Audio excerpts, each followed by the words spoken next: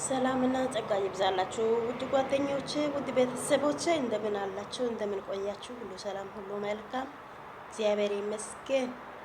እኔ ጋር ሁሉም ሰላም ነው። ጌታ ስም ይባረክ። ወይኔ በላቸው። ቆይ ውዶች ቤተሰቦች አንድ ነገር ልጠይቃችሁ። እነ ሩታና እነ አብርሽ ፍቺ አልተፈጸመ? ተፈጽሞ ነበር አይደለም?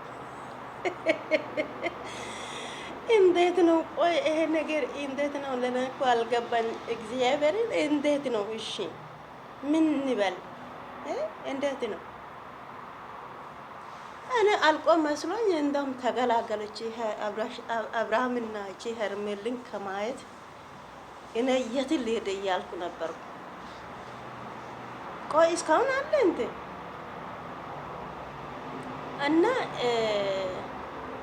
ወይኔ ውቶቼ እኔ ምን ልበላችሁ፣ እግዚአብሔርን በጣም ያስጠላሉ። እንደውም እዛ ጋር ዩቲዩብ ገብቼ የሆነ ነገር እግዚአብሔር ቪዲዮ መስራቱ አስጠልቶኛል፣ እነሱም ማየቱ አስጠልቶኛል። እግዚአብሔር ምን አይነት ትላንት ወዲያ አብርሃም ተንበርክኮ ሄርሜላን ይቅርታ ይጠይቃታል።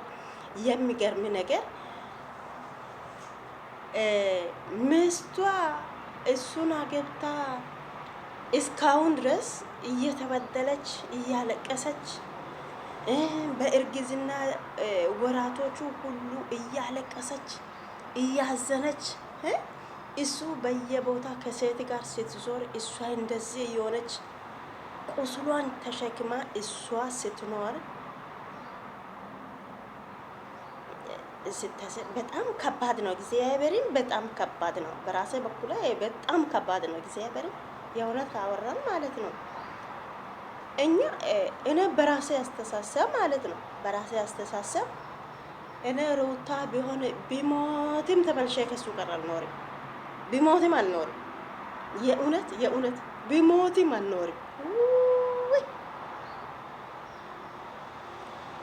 አሁን እሷ ከሱ ጋር ለመኖር ነው ወይስ ሌላ ጓደኛ ይዛ ነው ወይስ እንደገና ከሱ ጋር ታርቃ ለመኖር ነው የወሰነችው? እናንተ የምታውቁት ነገር ካለ እስቲ ንገሩ በእግዚአብሔር።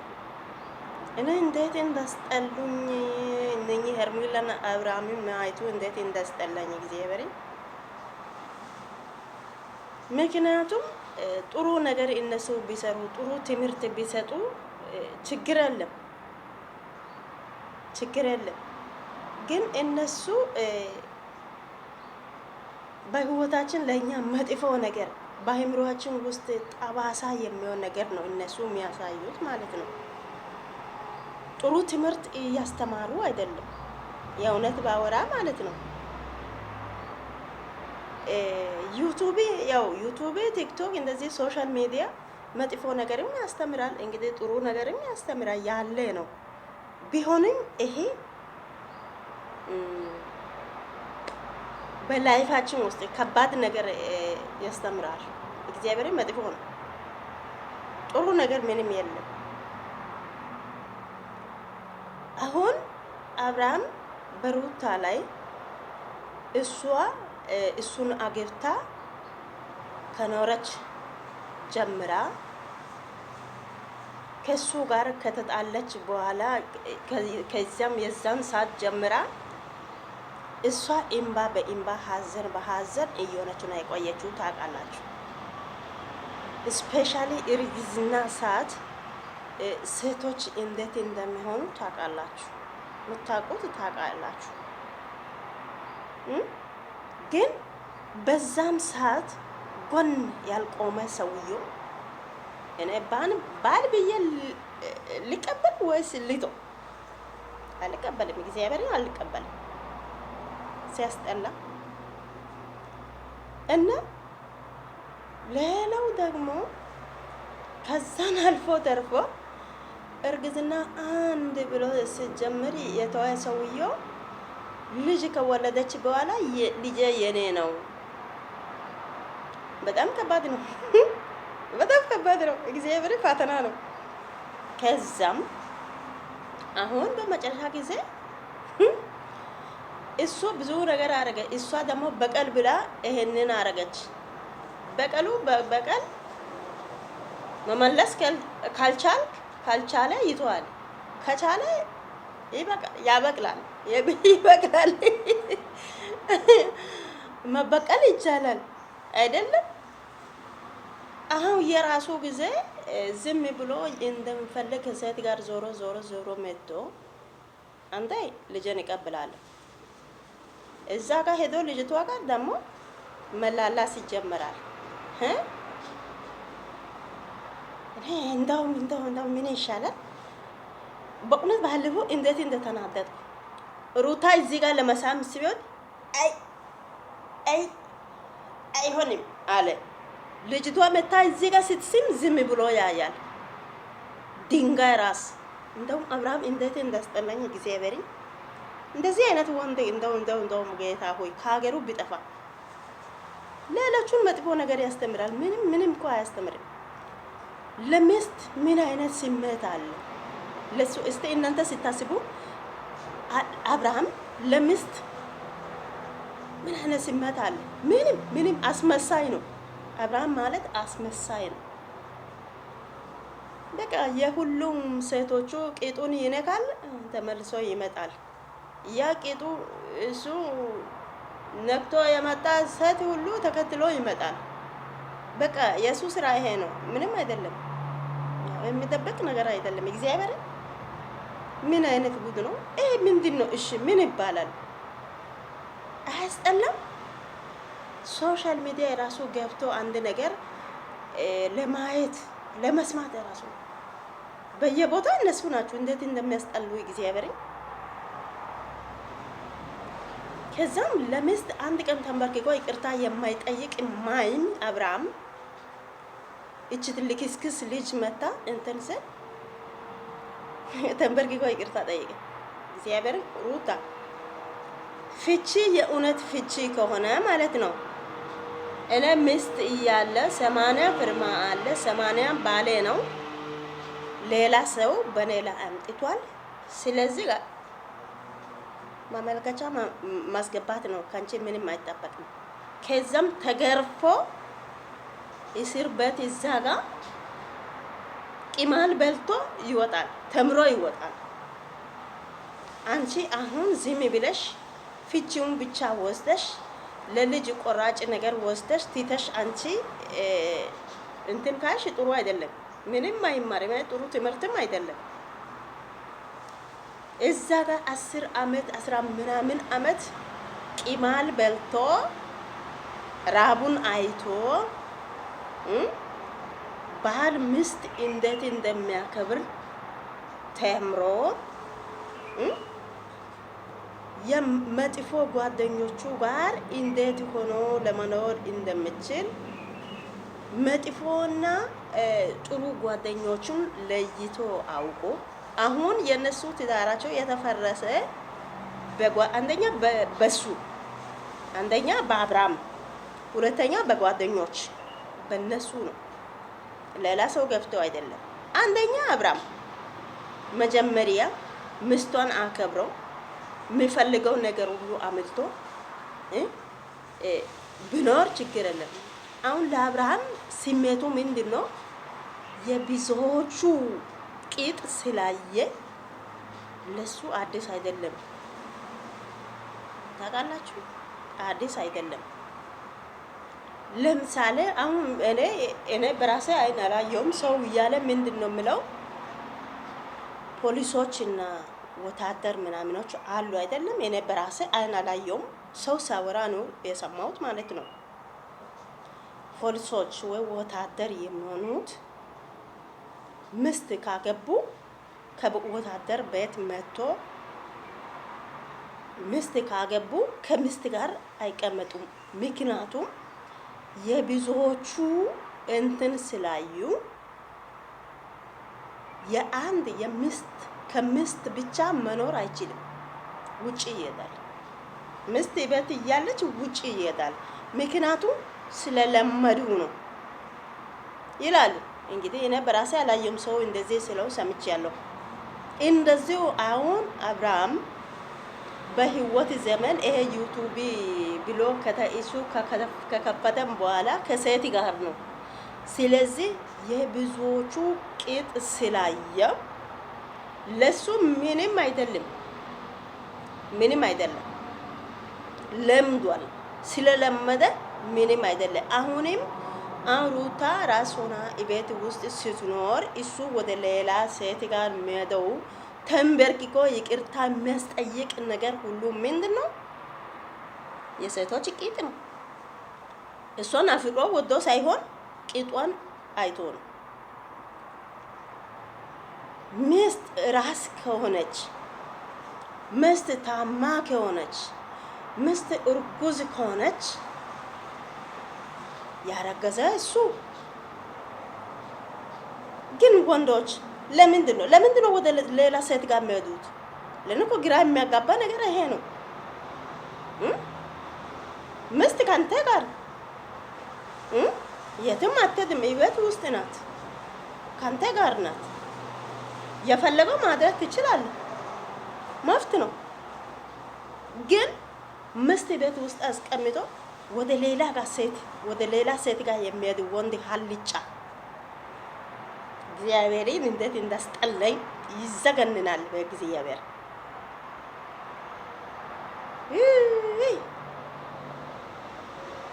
ስለዚህ እኔ ማለት የሚፈልገው አብርሃም የብዙዎቹ ስላየ ለሱ አዲስ አይደለም። አሁንም ያቺት ልጅ አሳይታለች። ስለዚህ እሷን አይቶ አሁን ሚስቷ እንግዲህ እርጉዝ ስትሆን ራስ ስትሆን እሱ ወደ እሷ ጋር ሄዶ ከእሷ ጋር ሁሌ ታያላችሁ። ውሃ ውስጥም አልጋ ቤትም ምን ከእሷ ጋር ነው። ስለዚህ አይቷል። ስላየ አሁን ሩታ ጋር ተጣልቷል። ስለዚህ ሩታ ደግሞ እሺ ብላ አትሰጣትም። እሱ የታወቀ ነው። ስለዚህ አማራጩን አጥቶ እቺ ልጅ ትታ ከሄደች እኔ ይሄንን ስሜት ምን አረጋለሁ? የራሴ ስሜትን አውቃለሁ፣ ግን እንዴት ይሆናል ብሎ የራሱን ስሜቱን አስቦ እቺ ሄርሜላን ይቅርታ ይጠይቃታል። ለምን? ያው የታወቀ ነው።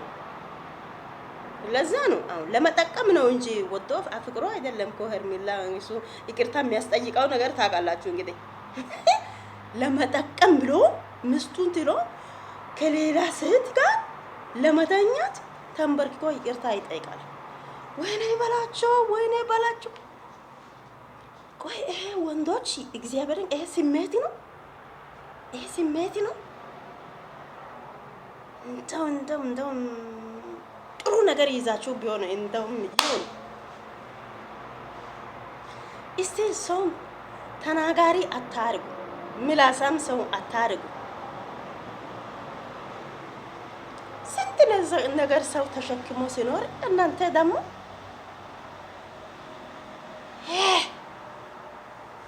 ውዶቼ እናንተስ ምን ትላላችሁ? ሚስት አስቀምጦ ወደ ሌላ ሴት ጋር የሚሄድ ወንድ ምን ትላላችሁ እናንተስ? ወንድ ብቻ ሳይሆን ባልና ልጁን ቤት ውስጥ አስቀምጦ ወደ ሌላ ወንድ ጋር የሚሄድ ሴት እናንተ ምን ትላላችሁ? ባለጌ፣ ጨምላቃ፣ ውሻ እንደው ስሙ ሞልቷል። ጌታን እንዴት እንዳስጠሉኝ እንደው ሲያስበው እንዴት እንዳስጠሉኝ እውነት። እናንተስ ምን ትላላችሁ? እስቲ የራሳችሁን አስተያየቱን እስቲ ጻፉ። እንደው ይሄ ነገር የነሱ ድራማ ሲያየው እንደው እንዴት እንደሚያስጠላኝ እግዚአብሔርን። ሁለተኛ የነሱ ድራማ እኔ እንደው አላየም፣ ለነሱ ቪዲዮም አልሰራም፣ ትቼያለሁ። እግዚአብሔርን በቃኝ። የራሴ ዩቲዩብ የራሴ ነገር አደርጋለሁ እንጂ የነሱ ሀሳቡን አልሰጥም፣ ማየትም አልፈልግም። አስጠልቶ እግዚአብሔርን ማየቱን አስጠልቷል። ሁኔታ ሁሉ ከነሱ አፍ የሚወጣ ቃላቱ ደግሞ ኤፍሬም ትላንት ወዲያ ኤፍሬም ደግሞ መቶ አብርሃምን ሳናገራ ከዚህ በኋላ የኔ ሚስቴ አይደለችም። ሚስት ክብር እኮ ናት። ሩታ ማለት ክብር ያላት ጣፋጭ ልጅ እኮ ናት። እንዳንተ በየቦታው በየአይነት ሴት ጋር አትዞርም። ክብር አላት። ራሷን አስከብራ ክብር አላት። እንዳንተ አይደለችም። አንተ እርካሽ ነህ። በየሜዳው በየውሃ ውስጥ በየሆቴል ከሴት ጋር ትገኛለች። ስለዚህ ምስቷ ካንተ ጋር እንዴት ሆና ትኖር? ማንን እያለች ትኖር? ለኔ እኮ ግራ የሚያጋባ ነገር እግዚአብሔር። እስቲ ውዶች ፍረዱ በእግዚአብሔር። እስቲ አሁንም እየፈረዳችሁ አይደለም? እስቲ ፍረዱ በእግዚአብሔር። እኔ እኮ 20 30 40 ደቂቃ ቢያወራም እግዚአብሔር አያልቅም የነሱ ነገር ማለት ነው። የነ አብርሃምና ትዳር የተበተነው በአብርሃም እጅ ነው፣ ሌላ ሳይሆን መጀመሪያ ትዳሩን አስከብሮ መያዝ የሚገባ ባል ነው አይደለም? እሱ ራሱ ነው። ማንም መጥቶ በሩታ ላይ አፉ ሲከፍት ዝም ብሎ አየ። ታውቃለህ? በዛ ምክንያት ሩታ አይታ አሁን ፍቺ ብላ ፈርም አለች። እሱ ፈርሞ ሰጣ፣ እሷ ደግሞ አልፈርምም አለችው። ወይኔ በላቸው። አሁን በቃ እሱ ይለምናታል። ሩታ ጀግና ነሽ፣ እግዚአብሔር አደንቅሻለሁ። መጀመሪያ ፈርም ብላ ያው በስንት ጨቀጭቅ በስንት መከራ ውስጥ አስፈርማለች። አሁን ደግሞ እኔ አልፋታም እኔ አልፈርምም ብላ እምቢ አለች። ደስ የሚል ነገር ይሄ ነው እንግዲህ። አሁን ድራማ ገና እየወጣ ነው። ግን ከነሱ መካከል ይሄ አበል የሚባልና ብሩክ የሚባል ሄርሜላ ባይኖሩ ድራማ ጣፋጭ ነው። እሱ ነው የሚያምረው። ግን የነሱ እነኚህ ሄርሜላና ብሩክ አበል እነሱ በነሱ ድራማ ውስጥ ገቡ ማለት ተበላሽ፣ አያምርም። ግን አብረሽን ማበላሹት ጓደኞች ናቸው። እቺ ሄርሜላ ለክስክስ ናት፣ እሷ ናት። እንዴት እንዳስጠለችኝ በእግዚአብሔር ሴቶች። እኔ ሴትነትን ጠላው እኮ እሷ ነች።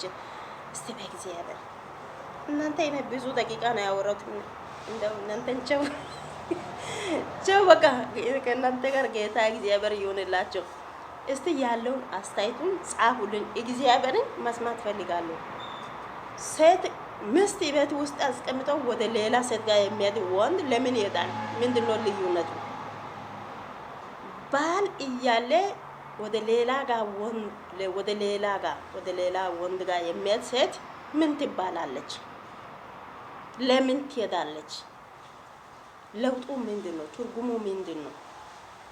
አሁን እቺ ሄርሜላ 2 ልጆቹን ወልዳ ከባሏ ጋር ተጣልታ ከዛ አሮጊት እናት ላይ ልጆቹን ጥላ መታ ወደ ባለ ትዳር ሰውየው ጋር መታ የልጁ ትዳሩን በትና።